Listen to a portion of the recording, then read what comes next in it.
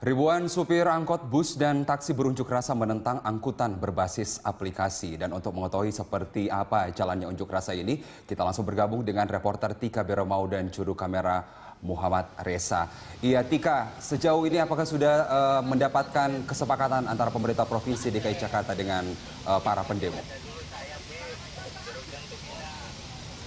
Ya, Carlos, setelah perwakilan dari massa yang tergabung dalam Persatuan Pengemudi Angkutan Darat telah bertemu dengan pihak pemerintah Provinsi DKI Jakarta pada pukul 10 waktu Indonesia Barat tadi, perwakilan memang mengaku tidak mendapatkan titik temu atau hasil yang cukup memuaskan dari jawaban pihak Pemprov DKI Jakarta. Dan memang di sini setelah melakukan pertemuan sejak pagi tadi hingga pukul 10 pagi tadi, pihak dari massa ini atau perwakilan dari massa ini mengaku bahwa Pemprov menyarankan agar massa sebaiknya langsung meminta penutupan aplikasi transportasi berbasis online ini langsung ke kementerian terkait, yakni Kementerian Komunikasi dan Informatika, karena untuk pengaktifan dan juga penggunaan dari aplikasi berbasis online tersebut merupakan wewenang dari Kemenkominfo. Dan memang sejak pagi tadi para awak angkutan umum ini telah berkumpul sejak pagi di depan kantor Balai Kota atau depan kantor Gubernur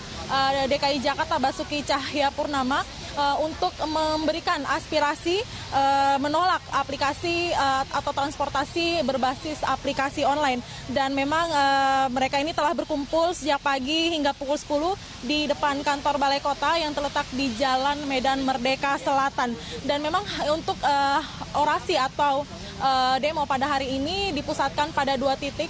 Yang pertama tadi di depan kantor Balai Kota tempat saya berdiri saat ini, dan dilanjutkan ke depan Istana Negara yang terletak di Jalan Medan Merdeka Utara, Jakarta Pusat.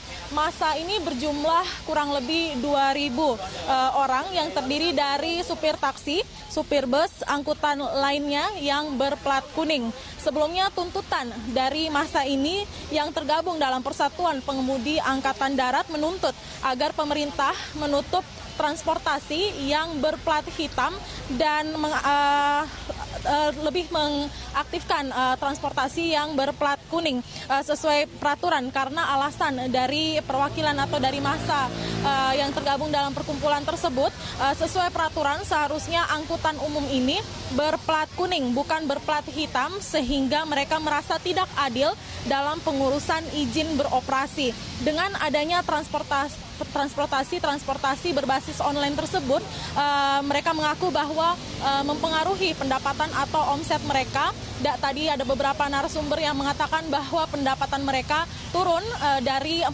hingga 60% semenjak aplikasi berbasis online tersebut aktif di wilayah DKI Jakarta. Dan bahkan untuk pengemudi taksi sendiri yang kami sempat mengajak bertanya begitu dengan mereka mengatakan bahwa untuk pengemudi taksi yang mendapat uang biasanya dari selisih setoran tidak bisa lagi mendapatkan keuntungan, karena setoran mereka pun telah berkurang selama sebesar 50% banyaknya. Carlos.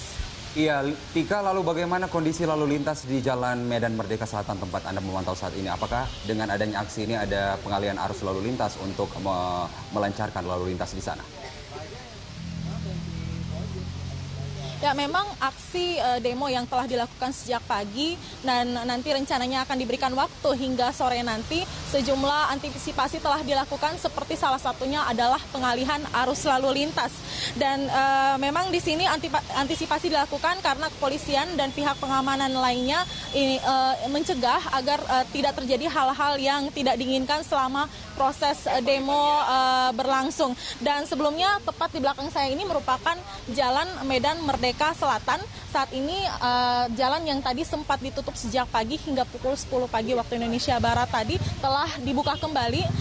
Lalu lintas telah berjalan normal di kawasan Jalan Medan Merdeka Selatan ini, karena pada pukul 10 pagi tadi setelah perwakilan dari massa bertemu dengan pihak Pemprov DKI Jakarta dan tidak menemukan solusi yang memuaskan, maka massa langsung diarahkan menuju ke Istana Negara, seperti berbeda dengan kesepakatan awal di mana massa seharusnya pergi ke Istana Negara pada pukul 12 siang untuk melanjutkan aksi demonstrasi mereka. Namun tadi pada pertemuan ternyata hanya berlangsung hingga pukul 10 dan Ketika mendapatkan jawaban tersebut dari pihak Pemprov DKI Jakarta, maka massa langsung mengarah ke Istana Negara pada pukul 10. Dan massa ini memang bergerak ke istana dengan berjalan kaki, masuk lewat pintu Monas Barat Daya dan melewati Monas untuk menuju ke depan istana. Dan berikut adalah cuplikan wawancara kami dengan Kasubdin Penegak Hukum Direktorat Lalu Lintas Polda Metro Jaya, ada AKBP Budianto. Tentunya dalam rangka untuk antisipasi kelancaran daripada seluruh kegiatan tersebut, dari Direktorat Lalu Lintas sudah mempersiapkan alih arus, tapi sifatnya sangat situasional. Seperti sekarang di Merdeka Selatan sama Merdeka Utara kan. Sekarang tadi di depan Kedubes Amban Solo sempat kita tutup, kita alihkan ke Merdeka Timur, kemudian ke Jalan Perwira, Pasar Baru dan sebagainya. Termasuk sekarang ini perkembangan karena di sini di Merdeka Utara ada massa yang berkumpul, yang dari Budi Kemuliaan mengarah Merdeka Utara kita belokkan ke kiri atau ke kanan ke Sudirman.